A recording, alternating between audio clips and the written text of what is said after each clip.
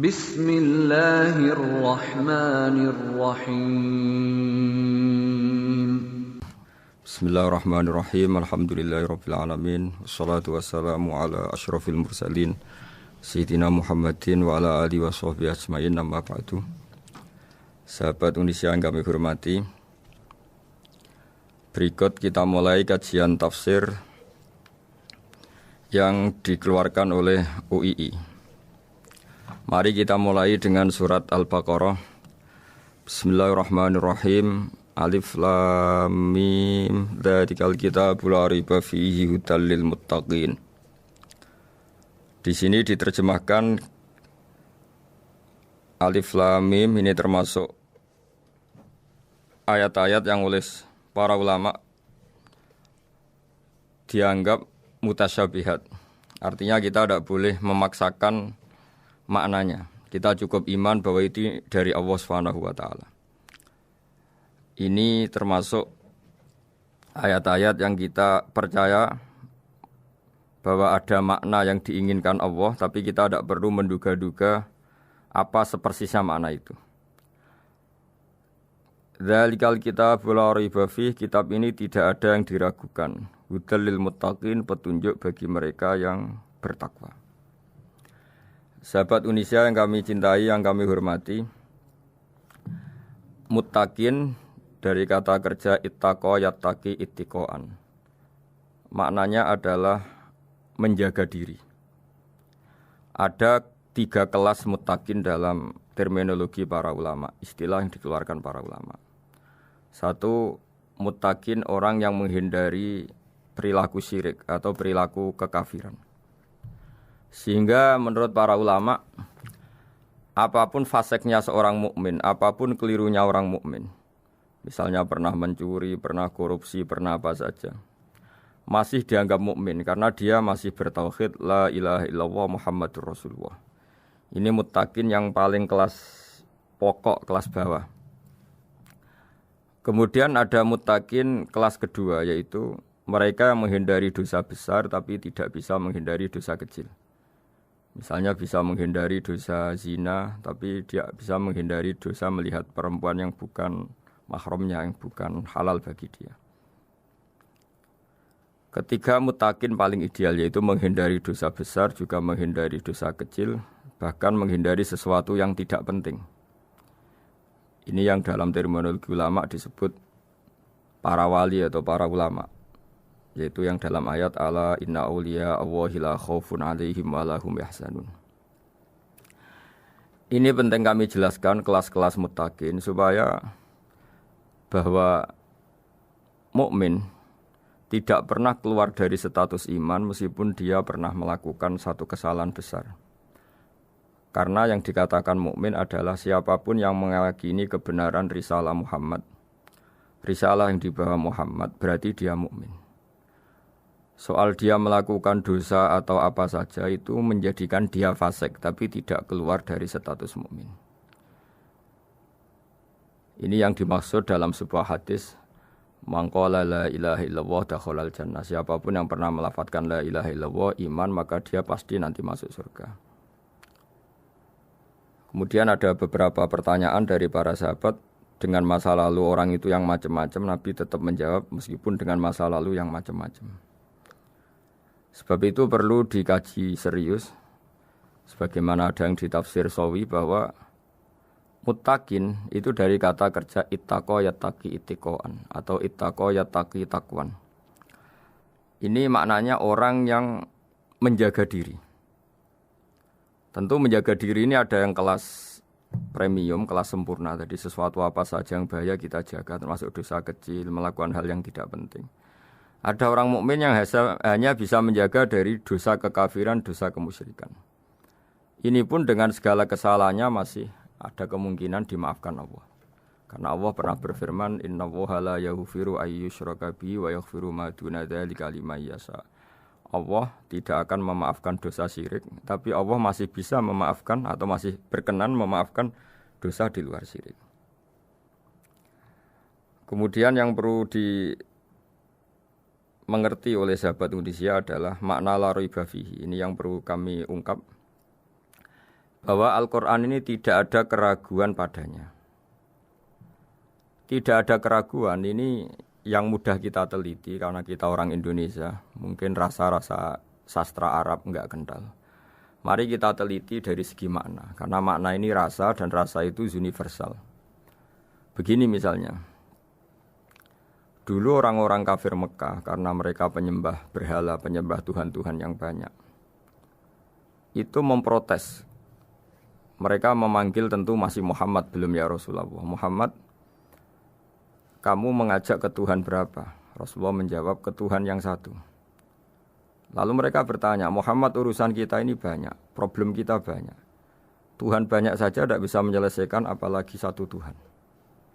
Ini yang diceritakan dalam sebagian ayat disebut, Aja'alal alihata ilaha wahida inna hadza lasyai'un ujab. Bagaimana mungkin Tuhan itu satu? Harusnya Tuhan itu banyak karena urusan kita banyak.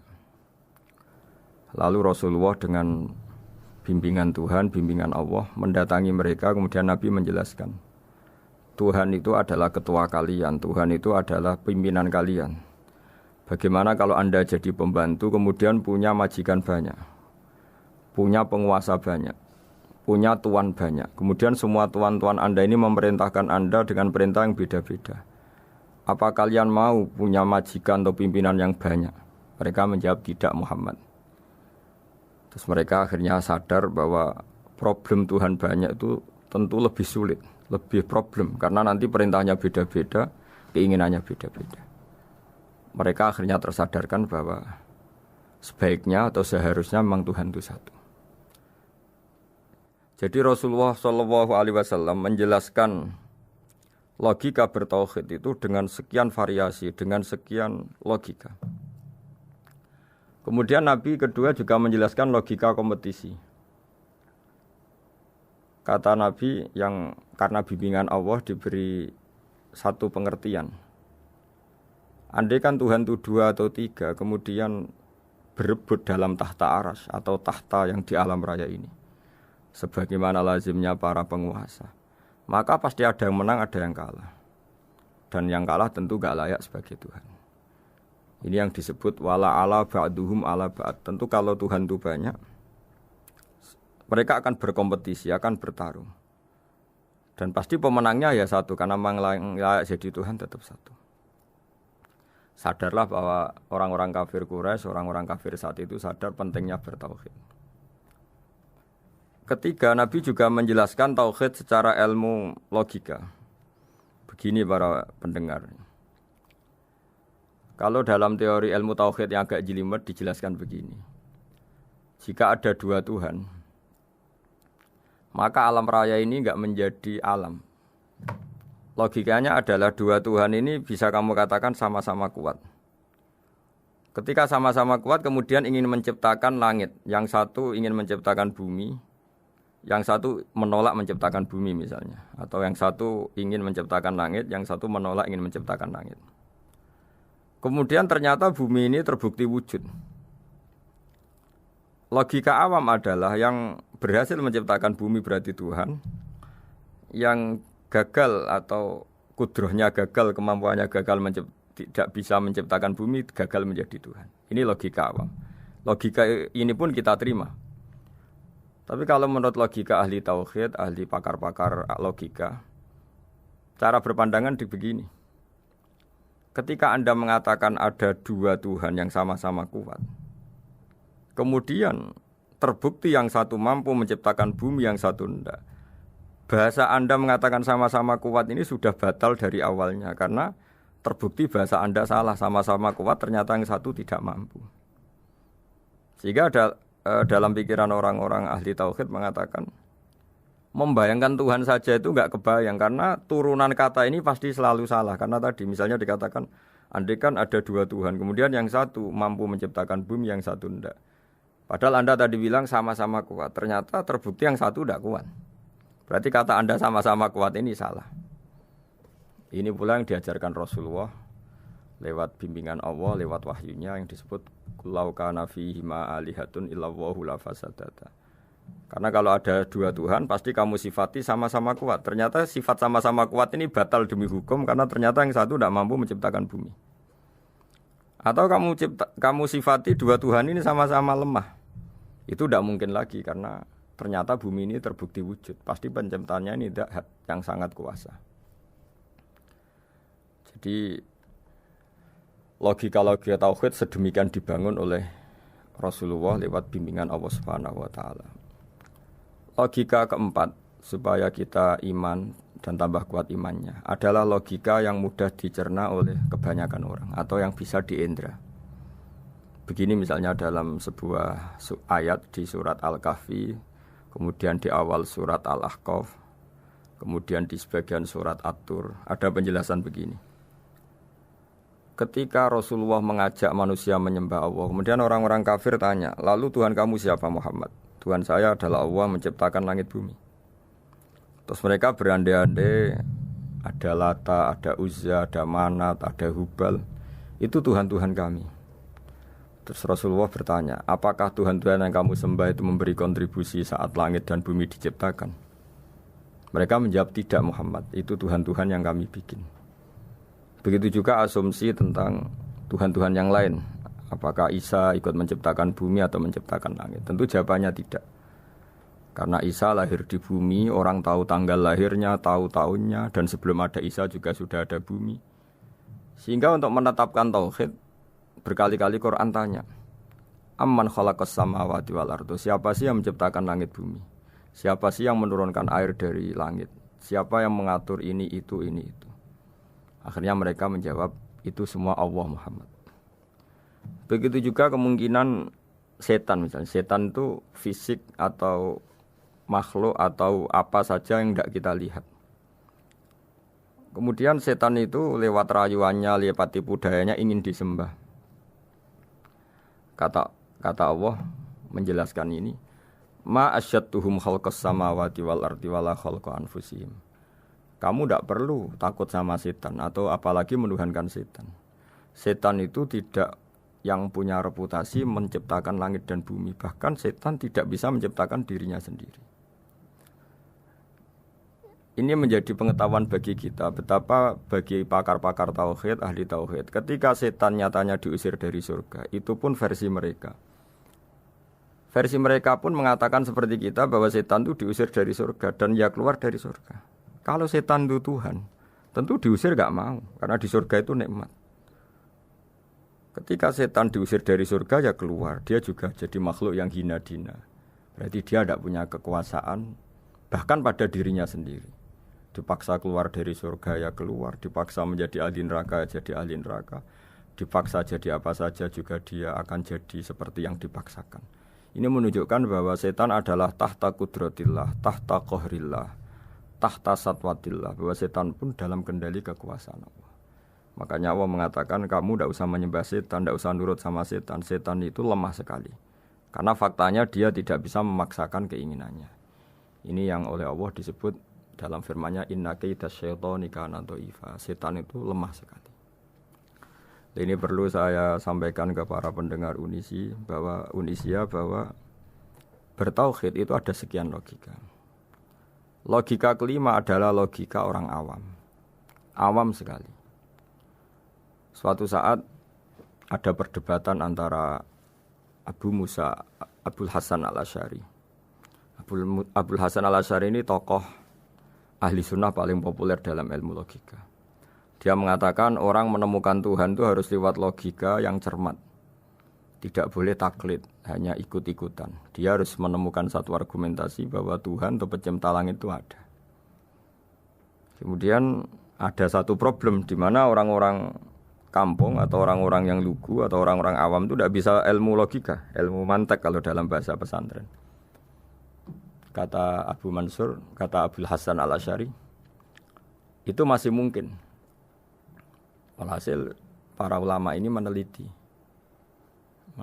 ke orang-orang yang lugu, yang di kampung, yang petani, yang lugu sekali. Apa yang mereka temukan? Ternyata mereka punya cara logikanya sendiri untuk menemukan Tuhan, Sang Pencipta. Pernah suatu saat ada seorang petani lugu, biasa menggembala unta, ditanya, Bima araf tarubak, lalu kamu yang petani ini yang hanya ngurusi sawah, ngurusi ladang, dengan cara apa kamu tahu kalau Tuhan itu ada? Si petani tadi marah besar dan dia mengatakan al-ba'ratu tadullu 'alal ba'ir wa asharul aqdam yadullu 'alal masir. Kata petani tadi, yang namanya ada kotoran unta pasti ada untanya. Yang namanya ada jejak kaki pasti ada yang barusan lewat. Artinya kalau ada makhluk pasti ada pencipta. Ini logika awam yang mudah. Kita tidak mungkin mengatakan bumi ini pencipta, mengatakan matahari pencipta. Kelihatan sekali kebendaannya, kelihatan sekali bahwa bumi matahari tidak punya ikhtiar, tidak punya kekuatan. Kelihatan sekali sifat-sifat kemakhlukannya. Jika benda-benda ini karuan makhluk, pasti menunjukkan bahwa ada penciptanya, ada khaliknya. Dalam logika Bedui tadi, si Bedui tadi, kalau ada kotoran sapi, pasti ada sapinya. Meskipun sapinya sudah sekarang nggak terlihat, mungkin sudah jalan kemana. Sama, kalau ada jejak kaki, meskipun orang yang tadi lewat sudah kita nggak tahu, tapi kita pasti tahu, pasti ada yang lewat. Ini yang dimaksud dalam bahasa Arab, al-ba'ratu tadullu 'alal ba'ir. Kalau ada kotoran sapi atau kotoran unta, pasti ada untanya. Wa atharul aqdam yadullu 'alal masir. Kalau ada jejak orang lewat, pasti tadi ada orang lewat. Nah, semua metode ini digunakan semua oleh Rasulullah. Logika yang bagi intelektual, logika bagi kaum awam, logika bagi kaum menengah, ya tidak awam, tidak intelektual. Semuanya digunakan, semuanya jadi media untuk memastikan bahwa logika tauhid ini logika pilihan, logika yang benar-benar logika. Sehingga dalam banyak ayat disebut agama ini liqaum yaqilun, liqaum yatafakkarun, bagi kaum yang bisa berpikir, bagi kaum yang punya akal. Lalu kemudian kami teruskan alladzina yu'minuna bil ghaibi. Ini kata ghaibi bukan kayak dalam bahasa Indonesia misalnya setan atau hantu disebut barang gaib. Kata ghaibi dalam bahasa Arab adalah perbandingan atau lawan kata dari al-musyahad yang bisa disaksikan langsung lewat indera. Kita orang mukmin iman bahwa surga ada, padahal kita tidak pernah melihat surga. Kita mukmin iman bahwa neraka ada, padahal kita belum pernah melihat neraka. Ini sesuatu yang maghoba anil absor, yang mata kita tidak melihat, fisik kita tidak menyentuh. Kita pun iman. Asal sesuatu itu mansus ya, dikatakan secara eksplisit oleh Quran dan hadis. Kalau dalam bahasa usul fikih disebut al-mansus. Ciri mukmin diantaranya adalah yang paling pokok alladzina yu'minuna bil ghaibi. Iman dengan sesuatu yang enggak kelihatan. Lalu kemudian para ulama cara pandang beda-beda. Bedanya bukan karena mereka bertentangan enggak, tapi ini menurut kelas rasa yang berbeda-beda. Bagi orang-orang sufi ya, Allah itu tidak bisa dikatakan al-ghaib, sesuatu yang enggak kelihatan. Karena Allah itu begitu jelas, az-zahir. Kata orang sufi, Allah itu zahir. Begitu juga dalam Asmaul Husna disebut Allah itu az-zahir. Begitu jelas. Karena orang yang akalnya mapan, hatinya mapan, melihat satu lemari yang bagus, pasti langsung mensifati bahwa pembuatnya adalah orang yang hebat. Orang yang melihat mobil mewah atau pesawat yang canggih, pasti kepikiran pertama adalah pasti pembuatnya canggih. Sehingga eksistensi pembuat pesawat itu adalah orang hebat, itu langsung tertanam ketika melihat pesawat itu hebat.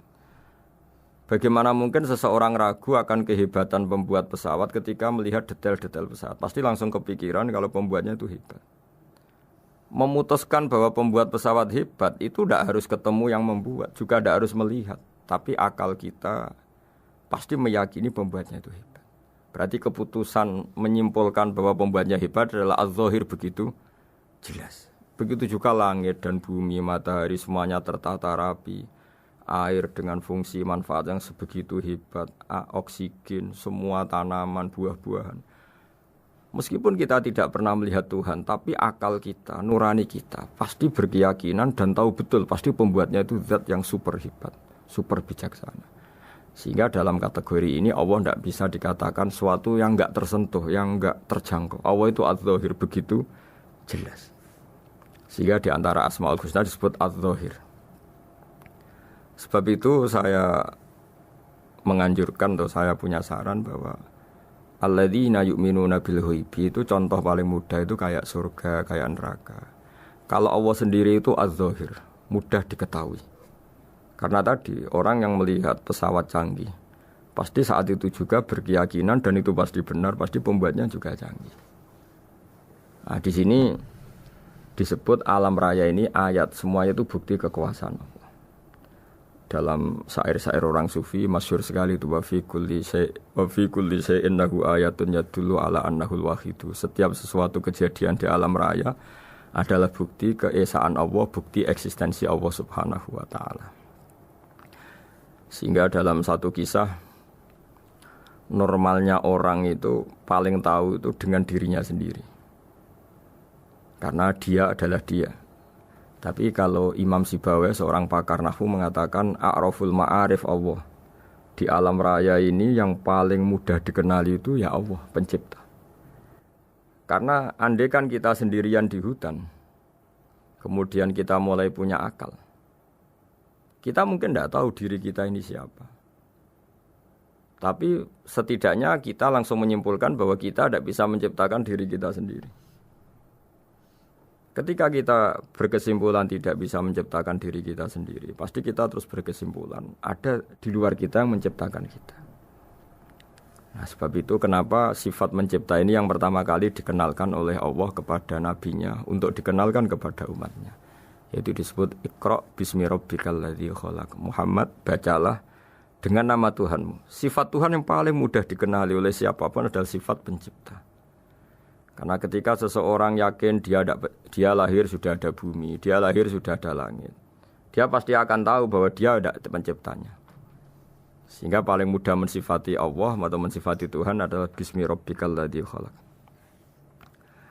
Terus kemudian di antara ciri orang baik adalah wa yuqimunas shalat. Kemudian beriman kepada yang gaib, menegakkan salat. Kata menegakkan adalah dari kata menjaga aturan-aturan atau sesuai aturan-aturan salat.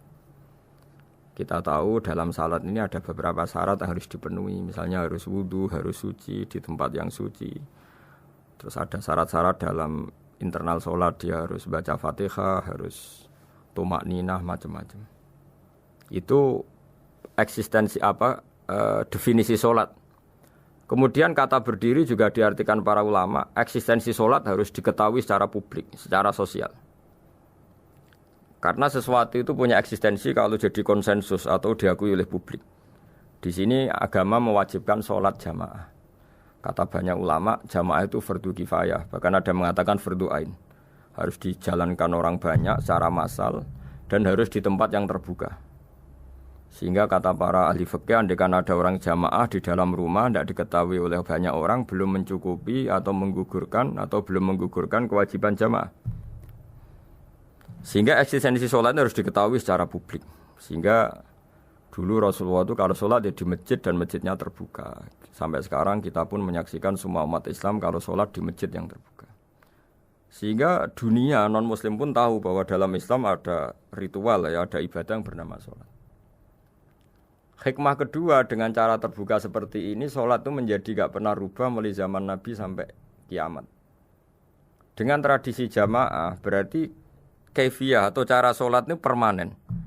Bapak kita sholat ya seperti itu, imam seperti itu, anak cucu kita akan meniru kita ya seperti itu. Sehingga gak ada varian-varian yang hanya berdasar subjektivitas musolli yang sholat. Taruh saja kita misalnya jadi seorang sufi yang baru takut sama Allah atau baru usul kalau dalam bahasa sufi. Kemudian kita sholat sendiri di rumah, mungkin dengan gaya menangis, terseduh-seduh, macam-macam. Ini tentu tidak baik sebagai standar sholat. Begitu juga ada anak atau pedagang yang kesusu atau tergesa-gesa, kemudian sholat hanya sekian, 2 menit, 1 menit. Ini juga tidak baik. Meskipun itu boleh dilakukan individu-individu. Tapi kalau dalam sholat jamaah, orang harus manut imam, dan ada standarnya, misalnya tumakninah itu biqadri subhanallah, jadi ada ukurannya. Ini penting saya utarakan bahwa hikmah jamaah itu bukan sekedar dapat pahala 27 kalau sendiri, dapat pahala 1 itu enggak. Tapi ini menjaga eksistensi sholat supaya ya seperti ini terus sampai kiamat. Sehingga orang Indonesia atau orang Afrika, orang mana saja, itu ketika haji atau ketika saling berkunjung di negara lain, itu enggak akan kaget dengan cara-cara sholatnya. Karena seluruh dunia kaifiyahnya caranya sama. Ini semua barokah dari jamaah. Maka Rasulullah itu enggak banyak ngendikan tentang caranya sholat. Beliau hanya ngendikan shollu kama ra'aitumuni usolli. Sudahlah kamu pokoknya makmum saya. Nanti caranya kamu sholat sama seperti saya seperti ini. Sehingga kata menegakkan sholat adalah bisa kita tegakkan kalau kita aparat negara ya bikin-bikin aturan supaya eksistensi sholat enggak terganggu. Kalau kita seorang kultural juga mensuasanakan sholat dan supaya kefiahnya atau caranya sholat ini benar kita tradisikan jamaah sehingga anak kecil ngikuti yang besar, yang bodoh ngikuti yang pinter dengan satu cara itu barokahnya jamaah. Sehingga wa yuqimuna sholat itu sholat kita dirikan baik secara personal dengan cara-cara tumak nina kita suci di tempat yang suci maupun kita tegakkan, kita maklumatkan, kita jadikan konsensus bahwa sholat ya seperti ini. Sehingga ada khayal-khayal lagi dalam Islam. Misalnya nyuwun sewu ada aliran yang mengatakan ya kalau Tuhan itu kan enggak bebas arah, bebas tempat. Terus dulu pernah ada orang sesat sholat sampai 4 rakaat 4 arah, alasannya Tuhan itu tanpa arah. Enggak akan terjadi seperti itu. Karena ijma'nya umat Islam, konsensus umat Islam akan menolak faham yang seperti itu. Jadi saya mohon sekali ini pentingnya jamaah. Dengan jamaah maka caranya sholat, cara meyakini madhab kiblat dan sebagainya terjaga ila yaumil qiyamah sampai hari kiamat. Terus sifatnya orang mukmin lagi wa mimma razaqnahum yunfikun dan menafkahkan sebagian rezeki yang kami berikan. Ya ini termasuk zakat, sedekah. Jadi ada sebuah riwayat mengatakan inna fil mali haqqon. Harta itu ada haknya yaitu zakat. Tapi ada juga saran inna fil mali haqqon siwa zakat. Di luar keharusan zakat juga ada hak-hak kita untuk memberikan sebagian rezeki kita. Taruh saja misalnya saya punya uang 10 juta. Secara nisab zakat belum sampai 1 nisab. Karena 1 nisab itu sama dengan nilai 84 gram emas. Itu kalau diuangkan, kalau 500 ribu ya sekitar 42 juta. Tapi kita sebelum punya 1 nisab pun tetap ada keharusan mengeluarkan sebagian. Yaitu tentu dalam fikih kita wajib mengeluarkan uang untuk anak kita, untuk istri kita. Itu yang wajib-wajib. Kemudian ada sosial, kita nyumbang masjid, nyumbang yatim piatu, macam-macam. Sehingga kata para ulama, ciri utama mukmin diantaranya adalah melakukan zakat. Baik zakat yang fardu maupun zakat yang sunat. Karena kata zakat itu dimaknai fardu sebetulnya definisi para ahli fikih untuk membedakan zakat yang wajib dengan sedekah. Tapi sebetulnya zaman dulu enggak ada seperti itu. Zakat itu maknanya bersihkan harta. Sedekah dari kata sedekah bukti benarnya iman. Jadi sedekah dari kata dari kosakata sedekah yasduqu sidqon, sesuatu yang membuktikan kita loyal itu disebut sodak. Kita nikah mas kawin di bahasa Arab kan sodak dari kata sodako juga. Kita bukti iman, loyal, kita sodako. Bukti bahwa kita teman akrab disebut sidik atau sodik. Kalau dalam bahasa Arab teman namanya juga sodik karena cara bertemanan secara benar, secara loyal. Sehingga wa mimma razaqnahum yunfikun ini ya memasukkan zakat yang dalam terminologi fikih yaitu zakat yang zakat al-wajibah atau zakat yang dengan makna lughat yaitu ya artinya asal membersihkan harta kita entah lewat zakat, sedekah, hadiah kepada orang-orang yang kita hormati semuanya juga masuk dalam definisi zakat atau wa mimma razaqnahum yunfikun. Kemudian sifat terakhir dari orang muttaqin adalah walladzina yu'minuna bima unzila ilaika wa ma unzila min qablika bil akhirati hum yuqinun ulaika ala hudam mir rabbihim wa ulaika humul muflihun. Di sini diterjemah mereka yang beriman kepada kitab yang kami turunkan kepadamu dan yang diturunkan sebelum kamu. Ini kata yang diturunkan sebelum kamu penting sekali karena ciri utama Nabi adalah dia tidak pernah beda dengan Nabi sebelumnya. Karena kebenaran tauhid pasti tunggal. Nabi-nabi dulu pasti mengajarkan tauhid, hanya menyembah Allah. Enggak mungkin nabi berikutnya kemudian bikin ajaran baru dalam tauhid. Sehingga andaikan semua kitab Injil, Taurat itu masih versi yang orisinil, pasti enggak ada yang beda dengan Quran. Karena ciri utama kebenaran adalah iman dengan Quran dan iman kepada kitab yang diturunkan sebelum Al-Quran. Wabil akhirati hum yuqinun, mereka juga yakin akan datangnya hari akhir. Yaitu bisa disebut yaumul ba'ats. Terus ketika semua kriteria itu terpenuhi, baru ulaika ala hudam mir rabbihim wa ulaika humul muflihun. Mereka itulah yang berada pada petunjuk Allah dan merekalah orang-orang yang berbahagia. Para pendengar sahabat Indonesia, semoga kajian ini bermanfaat. Dan ini mulai ayat 1 sampai 5 dalam surat Al-Baqarah, yaitu surat yang dalam tartibnya mushaf nomor 2 setelah Fatihah. Jadi kalau dalam ulumul Quran disebut ada surat yang berdasar nuzulul Quran, yaitu surat Iqra, kemudian Muddatsir. Ada urutan surat yang berdasar tartibul mushaf, yaitu yang kita punyai sekarang, yaitu Fatihah, terus Baqarah dan seterusnya. Dan urutan-urutan ini pun sesuai petunjuk Rasulullah SAW. Saya kira demikian. Mohon maaf atas semua kesalahan. Wassalamualaikum warahmatullahi wabarakatuh.